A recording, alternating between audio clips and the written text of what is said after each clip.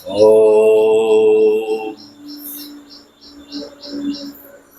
वसुदेवसुतं देवं कंसचाणूरमर्दनम् देवकी परमानन्दम्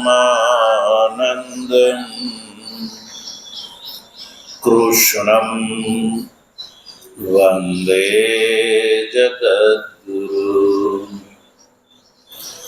मूकं करोति वाचालं पङ्गुं लङ्घयते गिरिं यत्कृपातमहं वन्दे परमानन्दमाधवम्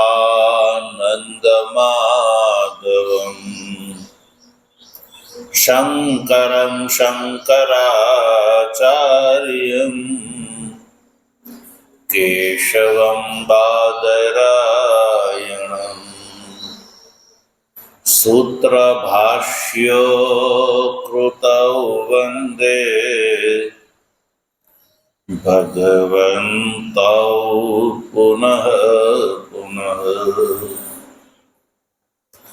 ईश्वरो गुरुरात्मेति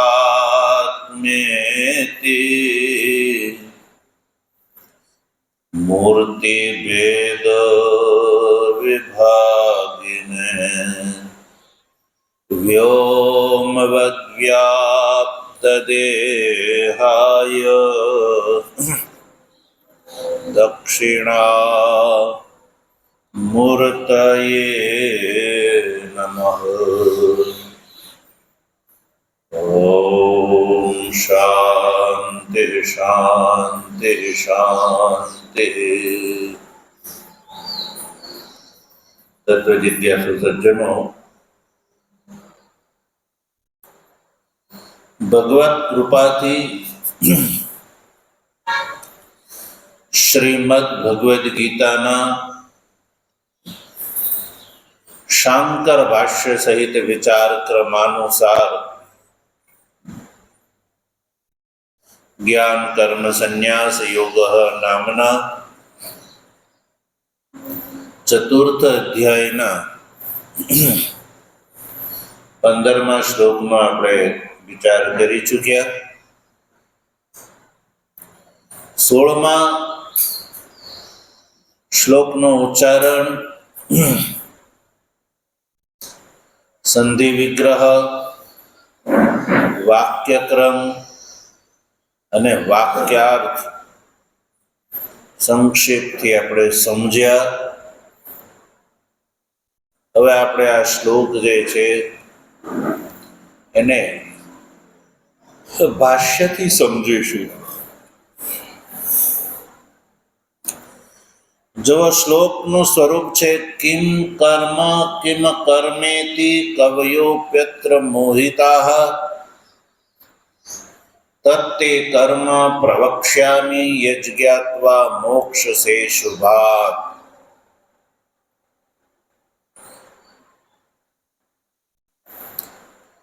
ભગવાન શ્રી કૃષ્ણ અર્જુનને કહે છે કે ભાઈ અર્જુન, કર્મ કોને કહેવાય અને અકર્મ કોને કહેવાય એને સમજવામાં મોટા મોટા બુદ્ધિમાન જે છે એ પણ ફેલ થઈ ગયા છે।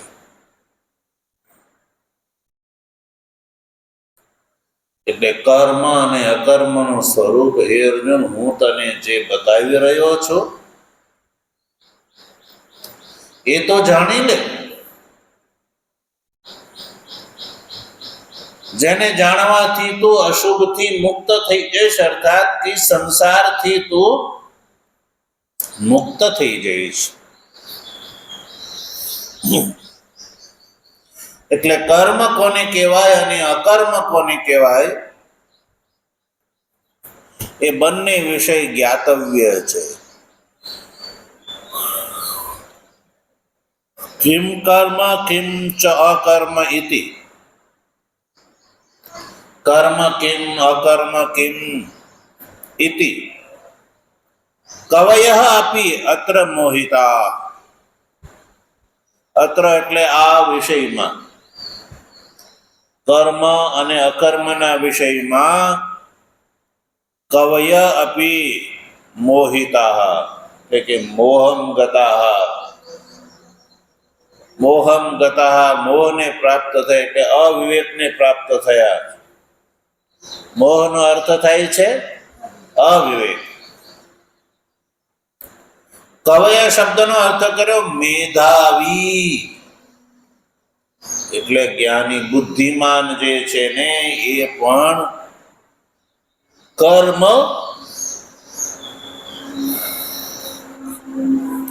અને અકર્મને સમજવામાં એ પણ મોહિત થયેલા છે સજ્જનો.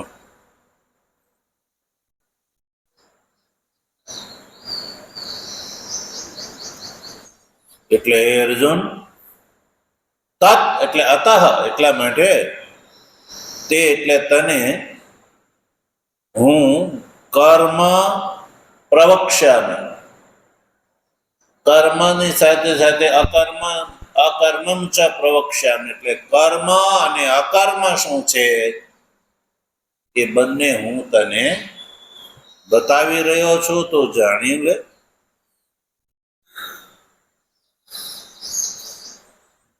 કર્મ અને અકર્મ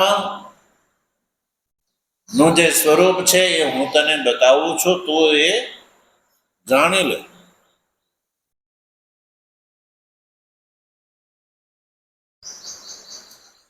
અર્જુન એવું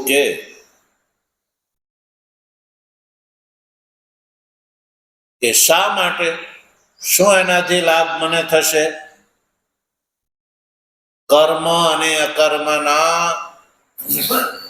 સ્વરૂપને જાણવાથી મને લાભ શું થશે? તો ભગવાન 16મા શ્લોકના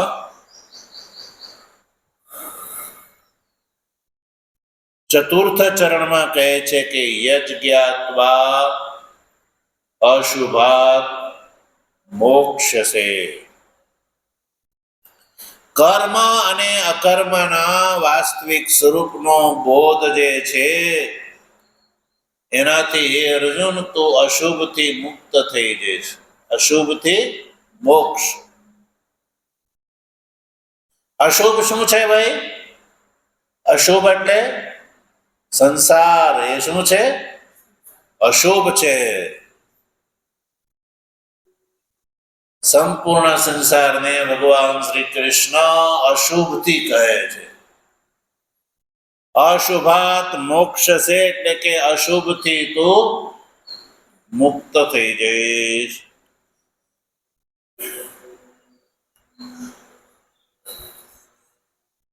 અશુભ એટલે દુઃખનું કારણ ભાઈ.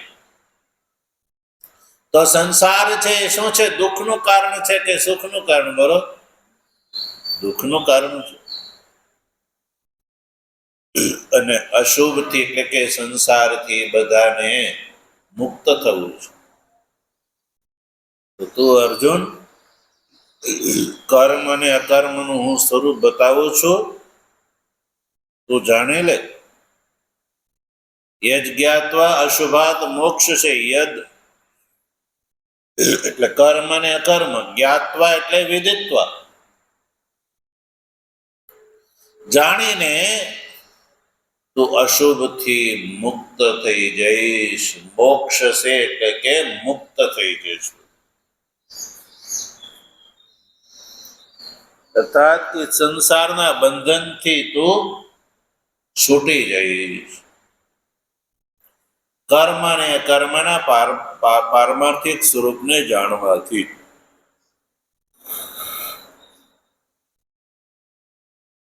તો 16મા શ્લોકમાં ભગવાન શ્રી કૃષ્ણ અર્જુનને કર્મ અને અકર્મનું સ્વરૂપ જાણવાનું કહે છે. અને એનો લાભ પણ બતાવે છે. લાભ શું છે? સંસારથી મોક્ષ. સંસારથી મોક્ષ. કર્મ અને અકર્મના સ્વરૂપને કેમ જાણવો છે? કારણ કે જાણવું રહસ્યમય છે. મેધાવી મનુષ્યો જે છે, મહાપુરુષો છે, એ પણ આમાં મોહિત થઈ ગયેલા છે. એટલે એ અર્જુન, હું તને બતાવું છું કર્મ શું અકર્મ શું એનું સ્વરૂપ હું તને બતાવું. તો ભગવાને આ 16મા શ્લોકમાં કર્મ અને અકર્મને જાણવાની યા બતાવવાની પ્રતિજ્ઞા કરી. તત્તે કર્મ અકર્મ પ્રવક્ષ્યામિ એવું કહ્યું.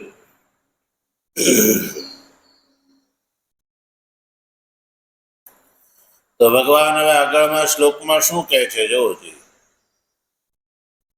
કર્મનો અને અકર્મનો સ્વરૂપ બતાવવાની ભગવાન શ્રી કૃષ્ણે વાત કરી. તો 17મા શ્લોકમાં શું કહેજો?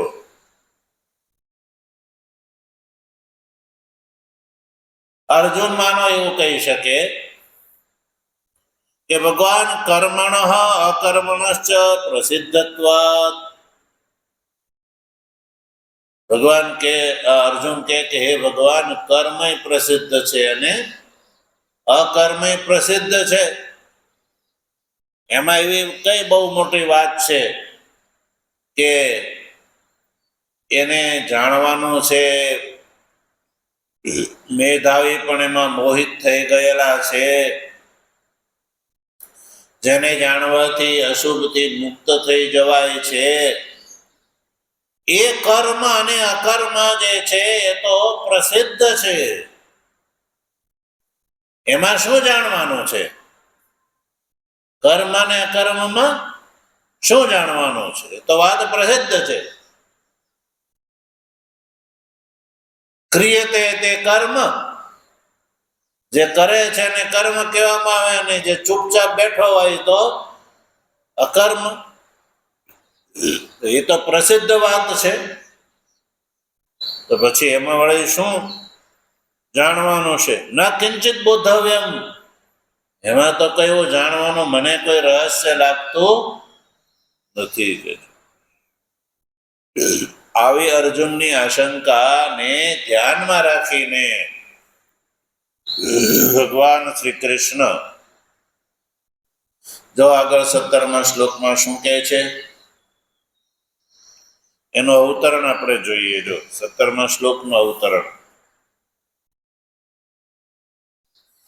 ન ચ એતત્વયા મંતવ્યમ કર્મ નામ દેહાદિ ચેષ્ટા લોક પ્રસિદ્ધમ અકર્મ નામ તદ અક્રિયા તુષ્ણિમ આસનમ કિમ તત્ર બોધવ્યમ ઇતિ કસ્માત ઉચ્યતે કર્મણ ઇતિ.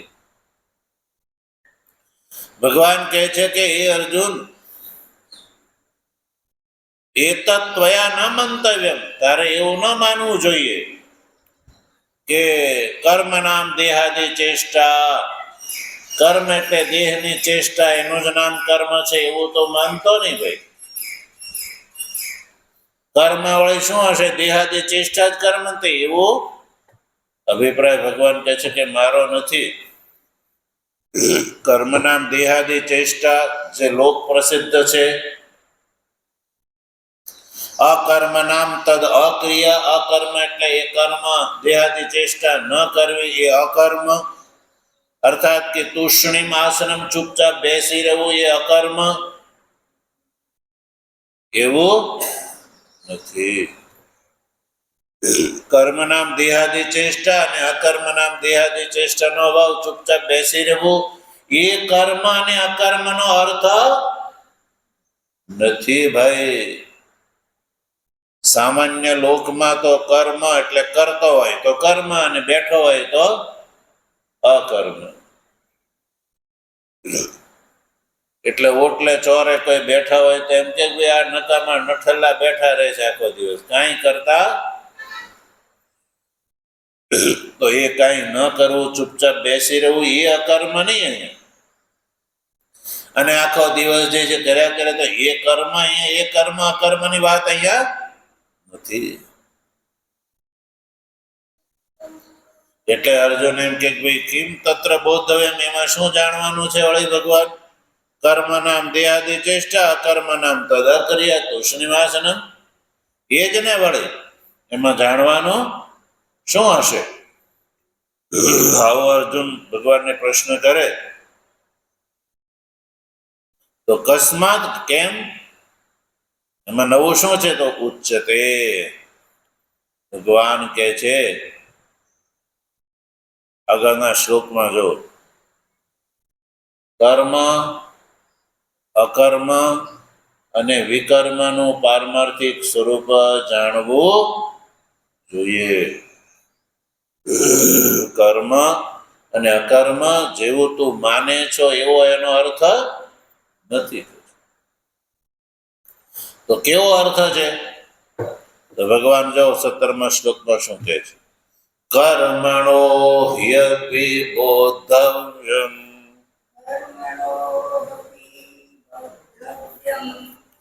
બોદ્ધવ્યમ ચ વિકર્મણઃ અકર્મણશ્ચ બોદ્ધવ્યમ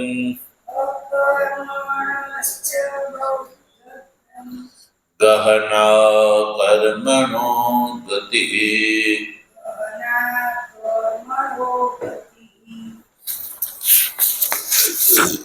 અકર્મણો હ્યપી બોદ્ધવ્યમ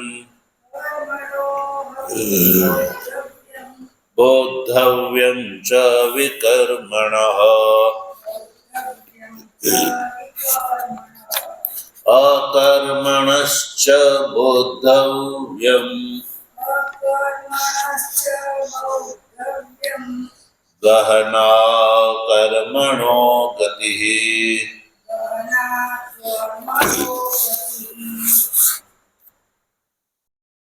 જો ભગવાન શ્રી કૃષ્ણ આ શ્લોકમાં શું કહે છે, આપણે એનો સંધિ વિગ્રહ અને શ્લોક કસ્તપદને વાક્યક્રમમાં બેસાડીએ. સૌ પ્રથમ આપણે પૂર્વાર્ધનો ગ્રહણ કરીએ. કર્મણઃ અપી બોદ્ધવ્યમ, કર્મણ હિ અપી બોદ્ધવ્યમ, બોદ્ધવ્યમ ચ વિકર્મણઃ, અકર્મણઃ ચ બોદ્ધવ્યમ ગહના કર્મણઃ ગતિ. ભગવાન કહે છે કે હે અર્જુન,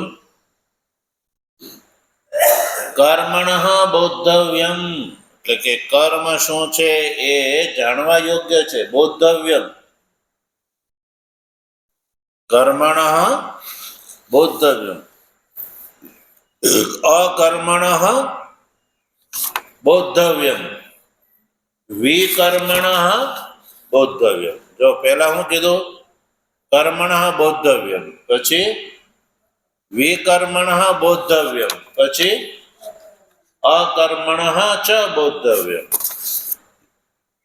તો ત્રણ વાત થઈ: કર્મ, પછી વિકર્મ અને અકર્મ. કર્મ, વિકર્મ અને અકર્મ આ ત્રણેય શું છે? બોદ્ધવ્યમ એટલે જાણવા જોઈએ, એનું સ્વરૂપ જાણવું જોઈએ. કર્મ કોને કહેવાય, વિકર્મ કોને કહેવાય અને અકર્મ કોને કહેવાય. બોદ્ધવ્યમ એટલે કે જાણવા યોગ્ય છે. બોદ્ધવ્યમ.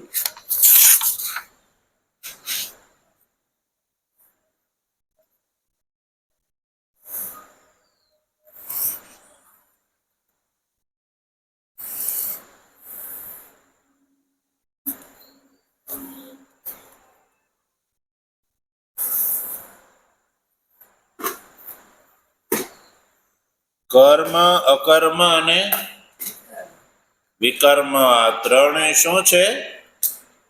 જાણવાના છે મનુષ્ય. કર્મ, વિકર્મ અને અકર્મ.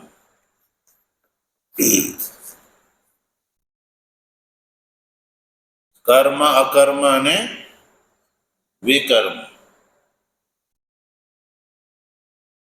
કર્મ જે છે શું છે? મોક્ષનું સાધનભૂત છે. કર્મ શું છે? મોક્ષમાં સાધનભૂત છે. વિકર્મનો છે અર્થ અહીંયા વિવિધમ. વિકર્મમાં જે કર્મનું વિશેષણ જે વિ છે ને, એ વિનો અર્થ છે વિવિધમ, એટલે કે નિત્ય, નૈમિત્તિક, કામ્યાદિ રૂપમ કર્મ. નિત્ય, નૈમિત્તિક અને કામ્યાદિ રૂપ. અને અકર્મ એટલે જ્ઞાન. અકર્મ એટલે જ્ઞાન. એવો કોઈ અર્થ કર્યો છે, આવો કોઈ અર્થ કર્યો છે, ગલત અર્થ કર્યો છે. પણ એટલે જ મનુષ્ય કર્મ, અકર્મ અને વિકર્મમાં મોહિત થઈ જાય છે. જ્ઞાની પણ મોહિત થઈ જાય છે. એટલે સજ્જનો, કર્મ, વિકર્મ અને અકર્મનું સ્વરૂપ સજ્જનો ભગવાન શ્રી કૃષ્ણએ જેવું બતાવ્યું છે ને એવા રૂપમાં જાણવું જોઈએ. ગીતા ઉપર રામાનુજનું ભાષ્ય છે. કોનું? રામાનુજાચાર્ય, વૈષ્ણવાચાર્ય. હજી ભગવાન અમને પાછળ કહી જ ચૂક્યા છે, કવિઓપી અત્ર મોહિતા. એટલે મેધાવી બુદ્ધિમાન મનુષ્યો પણ જે છે આને સમજવામાં ફેલ થઈ ગયા છે. એ મેધાવીમાં સૌથી પહેલું આ રામાનુજ જે શું કે છે? કર્મનો અર્થ કહે છે કે મોક્ષ સાધનભૂત, અને વિકર્મનો અર્થ કરે છે નિત્ય, નૈમિત્તિક અને કામ્યરૂપ કર્મ, અને અકર્મનો અર્થ કરે છે જ્ઞાન. એને પણ સાચું સમજાણું નથી. એટલે ભગવાન ભાષ્યકાર ભગવાન શ્રી કૃષ્ણના અભિપ્રાયને ખોલવામાં પૂર્ણપણે સફળ રહ્યા છે. એટલે આપણે ભાષ્ય અનુસાર આપણે જોઈએ. જો કર્મ, કર્મણઃ અપि બોદ્ધવ્યમ. જો ભાષ્યમાં જો કર્મણ હિ અપि બોદ્ધવ્યમ, તો કર્મણ શબ્દનો અર્થ શું કર્યો? જો શાસ્ત્ર વિહિતસ્ય, શાસ્ત્ર વિહિતસ્ય કર્મણ હિ, એની અસ્માદ ક્યોંકિ અપि એટલે અસ્તિ બોદ્ધવ્યમ. કર્મનું સ્વરૂપ પણ જાણવા યોગ્ય છે. કર્મથી અભિપ્રાય છે શાસ્ત્ર વિહિત કર્મ. કર્મ એટલે શાસ્ત્ર વિહિત કર્મ જે છે એ બોદ્ધવ્યમ. બોદ્ધવ્યમ એટલે જાણવા યોગ્ય છે. શાસ્ત્ર વિહિત કર્મ. અને પછી બીજું વાક્ય, બોદ્ધવ્યમ ચ વિકર્મણ. અહીંયા વિકર્મનો અર્થ છે પ્રતિષિદ્ધ કર્મ. વિકર્મનો અર્થ છે પ્રતિષિદ્ધ. તો રામાનુજે શું કર્યો? નિત્ય, નૈમિત્તિકાદિ કર્મ કર્યો, જે ગલત છે. વિકર્મનો અર્થ છે પ્રતિષિદ્ધ કર્મ. તો પ્રતિષિદ્ધ કર્મ કોને કહેવાય? એ પણ બોદ્ધવ્યમ ચ અસ્તિ, એ પણ જાણવું જોઈએ. પછી તથા અકર્મણશ્ચ બોદ્ધવ્યમ. અકર્મણશ્ચ એટલે તુષ્ણીમ ભાવસ્ય. અકર્મનો અર્થ છે તુષ્ણીમ ભાવ. તુષ્ણીમ ભાવ એ પણ બોધવ્યમ, એ પણ જાણવા યોગ્ય છે. તો કર્મનો અર્થ છે શાસ્ત્ર વિહિત કર્મ. વિકર્મનો અર્થ છે નિષિદ્ધ કર્મ. અને અકર્મનો અર્થ છે તુષ્ણીમ ભાવ, ચૂપચાપ બેસવું. એ ત્રણેય જે છે એનો ભેદ જાણવો જોઈએ મનુષ્ય. શાસ્ત્રવિદ કર્મ શું છે એ પણ જાણવો જોઈએ. શાસ્ત્ર પ્રતિષિદ્ધ કર્મ શું છે એ પણ જાણવો જોઈએ. અને જેને આપણે અકર્મ કહીએ છીએ, તુષ્ણીમ ભાવ, એ પણ જાણવા યોગ્ય છે. શાસ્ત્રવિદ કર્મ એટલે બોધવ્ય છે, એ આપણા માટે અનુષ્ઠેય છે. શાસ્ત્ર પ્રતિષિદ્ધ કર્મ જે છે એ પણ એટલા માટે જાણવા યોગ્ય છે કે એનાથી એ અનાનુષ્ઠેય છે. એટલે કેવા છે? અનાનુષ્ઠેય એટલે અનુષ્ઠાન કરવા યોગ્ય નથી. એટલે એ એટલા માટે જાણવા કે એનાથી બચવા માટે. અકર્મણ એટલે તુષ્ણીમ ભાવ શું છે એ પણ બોધવ્યમ. તુષ્ણીમ ભાવનું રહસ્ય પણ જાણવું જોઈએ. અસ્તિ ઇતિ ત્રિષુ અપી અધ્યાહારઃ.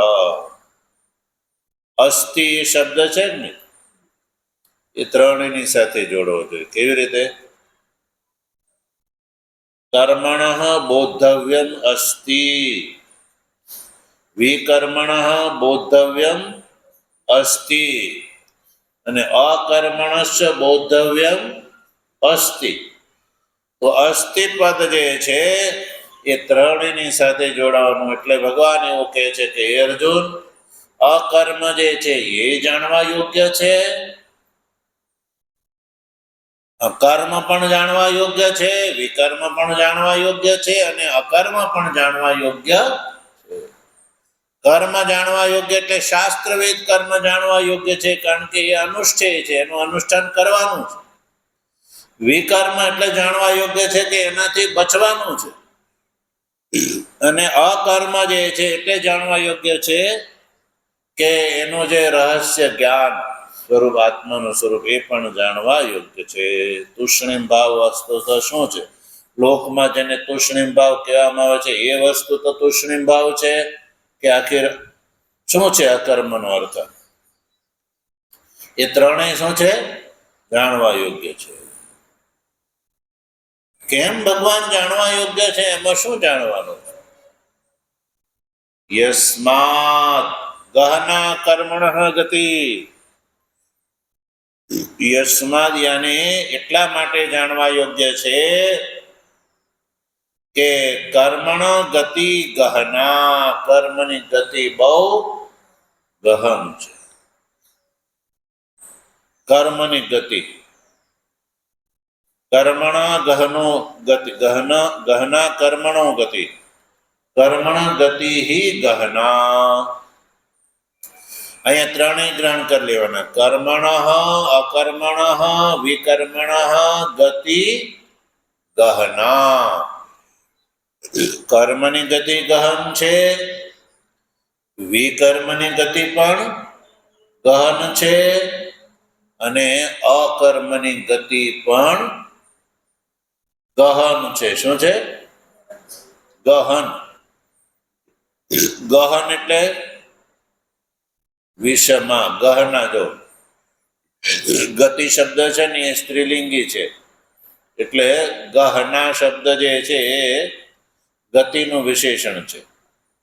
ગતિ, કર્મની ગતિ જે છે એ ગહના છે, એટલે કે વિષમા છે, બહુ વિષમ છે.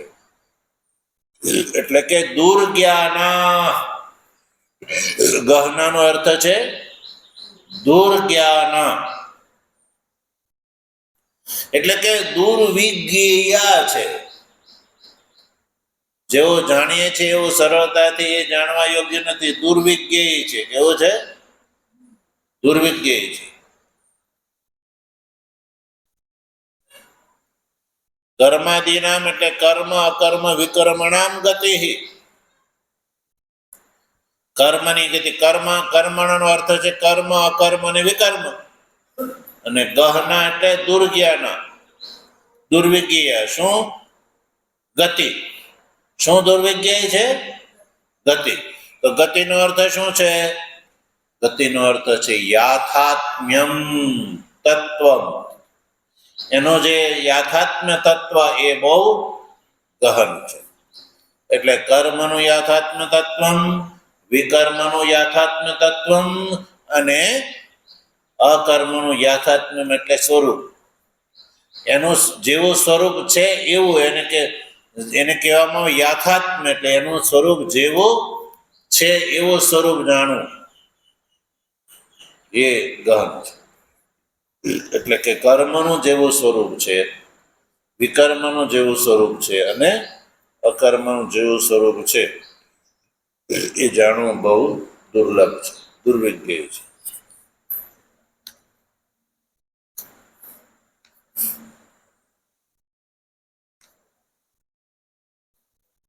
આવું 17મા શ્લોકમાં ભગવાને કહ્યું. હવે 18મા શ્લોકમાં ભગવાન શ્રી કૃષ્ણ કર્માદિ જે બોધવ્ય છે અને એ હું તને કહેવા જઈ રહ્યો છું અને જેનું ફળ છે મોક્ષ, એ ભગવાન શ્રી કૃષ્ણ જે છે એ આગળ બતાવે છે. ભગવાનની કૃપા છે તો એનો વિચાર આપણે આગળ કરીશું. ઓમ વસુદેવસુતં દેવં કંસચાણૂરમર્દનમ દેવકી પરમાનંદમ કૃષ્ણં વંદે જગદ્ગુરુ. મૂકં કરોતિ વાચાલં પંગું લંઘયતે ગિરિં યત્કૃપા તમહં વંદે પરમાનંદમાધવં શંકરં શંકરાચાર્યં કેશવં બાદરાયણં સૂત્રભાષ્યકૃતૌ વંદે ભગવन्तૌ પુનઃ પુનઃ. ઈશ્વરો ગુરુરાત્મેતિ મૂર્તિભેદ વિભાગિને વ્યોમવદ્વ્યાપ્તદેહાય દક્ષિણામૂર્તયે નમઃ. ઓમ શાંતિ શાંતિ શાંતિ. સદગુરુદેવ